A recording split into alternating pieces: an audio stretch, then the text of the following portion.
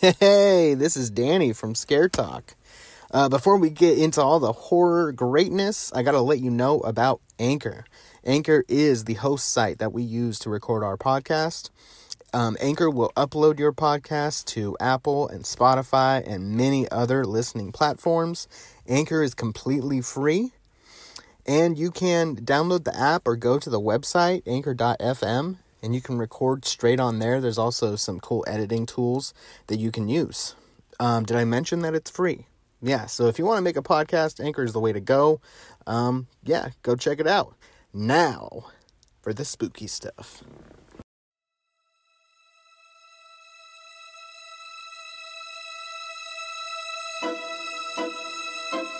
Welcome to Scare Talk, a horror movie podcast for horror fans.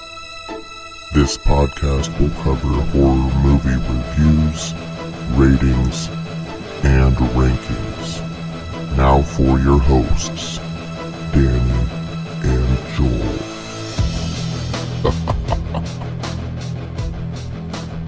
All right, it is Scare Talk. I am Danny. I'm sitting here with Joel. Hey guys, what's up? And today we are going to talk about My Bloody Valentine from 1981 and the remake in 2009. Both of these films pretty much have a similar plot. There's a killer, a mining Crazy. killer, yes, in a mining suit. Yes. And mask and a pickaxe. Mm-hmm. The backstory to this killer is that there was a mining accident, and a few miners died, and he survived. And the accident was, there were some people responsible for it. Mm-hmm. So, as being the only survivor, he kind of went crazy, went and killed a bunch of the people responsible.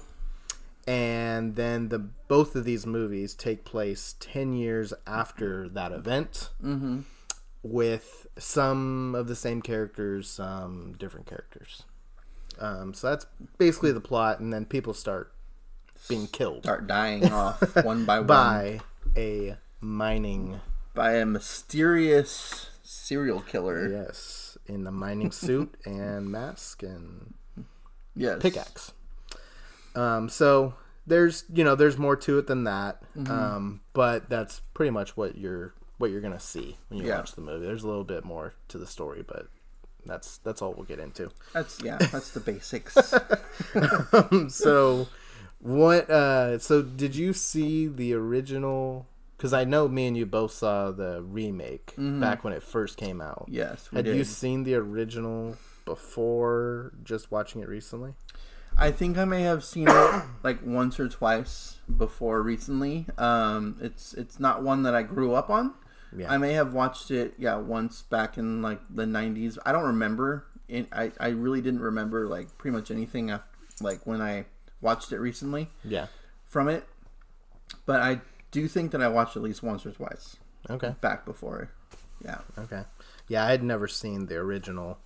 Didn't know it was even a thing until the remake came out, and then I heard that it was a remake. Yeah. So obviously there was an original film. Yeah.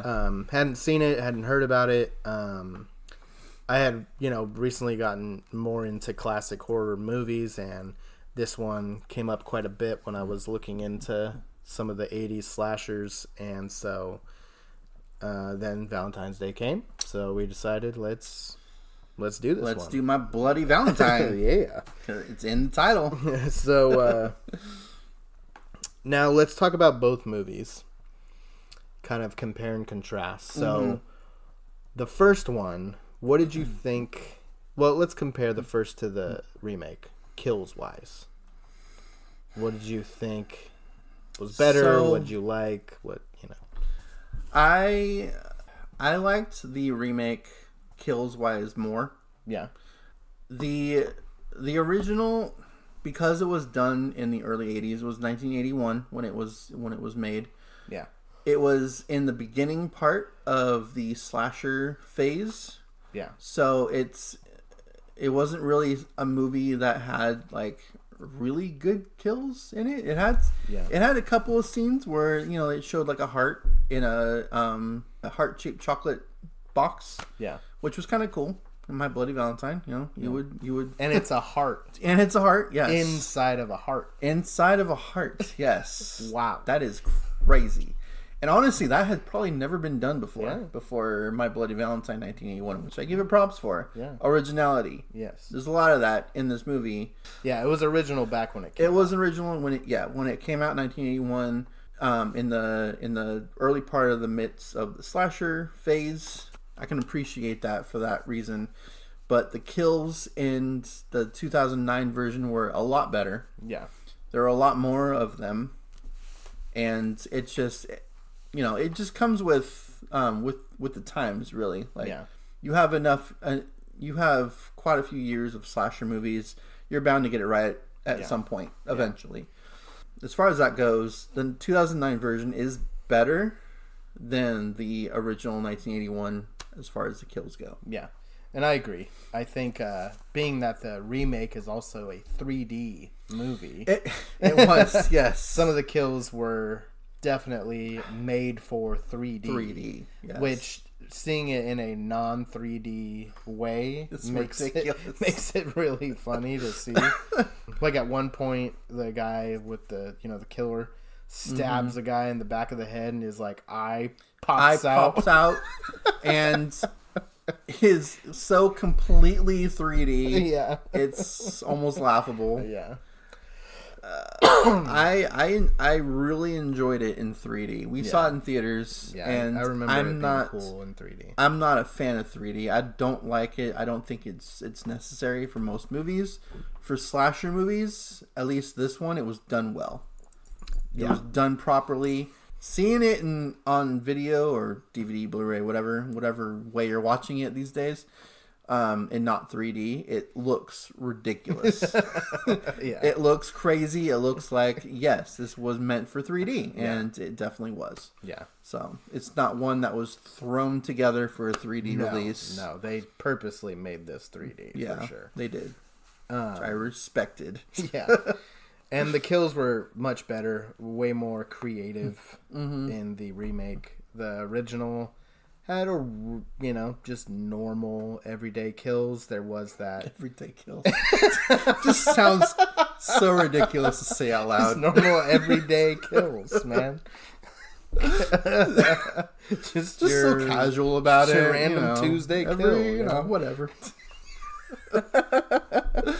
Oh man. So there was, I think this is kind of a well-known scene with the dryer, where the woman is in the dryer when they open the dryer, and she's like all fried or whatever. I don't know if she was killed and then put in the dryer. I think she was, or if she was. Nobody dies while being dried. She was dried to death. Someone walks up to the dryer and like bum bum bum bum bum bum. Oh, this dryer's a lot louder than I remember it being. And how did she fit in there? It must be a big dryer. It was probably a big dryer. Yeah. It didn't look. They probably that had big dryers in the 80s. I was thinking it was just going to be her head, but it was her whole body. It was her whole body. Yeah. Wow. Okay. It's a deep dryer. Again, something that we're like not, we're used to seeing. We've seen it in other movies before, but it's something that like desensitized to this stuff. Desensitized to seeing people in dryers for some reason. Just a weird thing to be desensitized by, but yeah, it's happened several times. Yeah. But I feel like this was definitely an original like idea back then. Yeah. Yeah. So, and so what about the story compared, remake to original? The story was slightly different. It was basically the same kind of story, but it was just executed differently. It had a different twist ending. Yeah. Which I appreciated. It wasn't the same exact ending. I kind of hoped that it was the same because I wasn't a fan of Axel in the remake. I didn't like him one bit. Yeah. But yeah, so it was a different twist ending, which I do have a problem with the twist ending on the 2009 remake. Okay. What's your problem? My problem... So the main character, who is Jensen Ackles, Tom, turned out to be the killer. Yeah. Spoiler alert. I'm sorry, we didn't actually go into that yet. Yeah. Sorry. I'm sorry. It's a spoiler time. Spoiler section of this podcast. But Tom Jensen Ackles is the killer in the 2009 version. Yeah. There is a scene halfway through the movie where he is trapped in a cage. Oh, yeah. The killer traps him in a cage. Yeah. And then kills someone else. Right. Other people come and get him out of the cage. Yeah. That is my problem with the movie. Because he is the killer. Yeah. So at first I was thinking maybe it was a metaphor for the killer, like trapping the good part of himself in the cage. Okay. But then real people in the movie let him out of the cage. Yeah. So, but that's after he had already killed people, right? He had this was halfway through the movie. He has already killed people. Well, no, I mean in that scene. Well, yeah, so he trapped him in a cage in this, and then went and killed, and then killed someone else, like in view of Tom. Yeah. So he killed him in front of him, and then these other people came, and he had already, I think he had already gone at this point. Like the killer, had already gone at this point. He had left, but the killer with his pickaxe had actually locked him inside the cage. Right. So there was no way he could have killed the other person outside of the cage, trapped himself in the cage, locked it, and that would have been, I mean, it just doesn't plausibly make any sense, because it was shortly, within seconds after he had killed somebody, that these other guys came and got him out. Yeah. Yeah, I don't know. So, metaphorically, sure. Yeah. It's a cool concept. Yeah. I like the concept that, he had trapped himself, his good side, in the cage and went on a killing spree. I didn't think about it metaphorically. I don't think they were thinking that deep, though, in this movie. They probably weren't. No. But that was one of my issues with Joel, the movie. you are just a very deep man. Well, thank you. I try. I try to find the hidden messages in these slasher horror movies that Valentine I probably shouldn't have. Yeah, it would have made sense if the people didn't come and get him out right away. Yeah. If there was some time there, you know, or at least maybe a couple scenes later he's still trapped. Yeah. Then it would have made more sense. But yeah, it was very quick. So it was. Yeah, I see what you're saying. And that, I think, was why the viewer would not think it was him, because of that scene. But how twists are supposed to go, at least that this is how they're supposed to go, is that you don't see it coming, but you're like, oh, okay, I can see how that would happen. Yeah. I couldn't see that with this character happening like that. Yeah. Because of that one scene. Yeah. Because of that scene, I'm just like, no. That's the scene that makes you think it's not him. Yeah. Because it's not possible. But make it more believable. But then that it's possible that it could be him. And they didn't do that. No. Yeah. We should write a horror movie. I think so. Okay, so for me, the story, like we said, pretty much the same. I liked the story in the 2009 remake better because it had more character development. Yeah. It had more, I don't know, you liked the characters more. You kind of cared about them a little more. You had some, or you didn't like them. Yeah. Just like Axel, the sheriff. You didn't like him. I did not like him at all in this movie. I was kind of hoping he was going to be the killer. I was too. That's who Axel was, the killer in the original. He was, yeah. And so, and it was kind of back and forth with the remake, like, oh, is it Tom or is it Axel? And the girl in the middle, Sarah, she's kind of like not knowing who to believe and all that. And then the 1981 version, the story was more straightforward. There wasn't really a question as to who the killer was. Everybody just thinks it's Harry. Yeah. From the past. Just somehow got out of... Yeah. And then it's just they throw a random twist in there that it's Axel. Which watching it as a viewer today, you could probably pick up on throughout the movie. Yeah, you probably could. He's telling different characters when they're running away from the killer to, hey, go that way and I'll meet you over here, and you know. So it's like he's purposely putting himself separated from them. Which is kind of cool because it kind of gives the viewer, like, if you're watching it and you're not used to seeing like that type of twist ending, at least you're like, well, he was separate from everyone else. So I'm it could have happened that way. Yes. Because you're not thinking about it. It's more believable than the 2009 version. Yeah. You know. It's just not as entertaining. It's not to me. And it's just too telegraphed. But none of the characters seem to have any, like, they don't pick up on it at all. And then at the end, he's... Oh, you want to go by yourself? Okay, sure. Okay. Hey, why aren't you running with us? Why are you waiting over there? Well, he's like, because I need to get my suit on and my mask, exactly. so I can come chase you again. I mean, I just like to be alone. Yeah. And then at the end, when he's killed, and then they take the mask off, and it's Axel, and it's like, oh yeah, Axel's dad was killed by Harry. Oh man, this makes sense. We didn't know that going into the movie. It's like, okay, we'll just throw that in there. Okay. If we had known that, it would have been a better twist ending. It would have made more sense. That. Yeah. Going into it. So, and then there's the acting. What'd you think of the acting in the two movies? We'll do acting and writing. What'd you think of the acting and the writing? They kind of go hand in hand. Acting wise, there is a reason that the actors in the original did not do a whole lot more after My Bloody Valentine. Same with the writing, and honestly, same with the directing. Yeah. There and wasn't, the editing. And the editing. Can't forget the editing. There wasn't much going on there. Yeah. At all. I'm sorry for... Maybe we have the original people listening in on this. Oh, yeah. You guys are awesome, but you're just not you're not good the actors. Greatest. Yeah. You guys suck. The remake was a lot better in every aspect. Yeah. The acting wise, the story, not the story, it's the same story.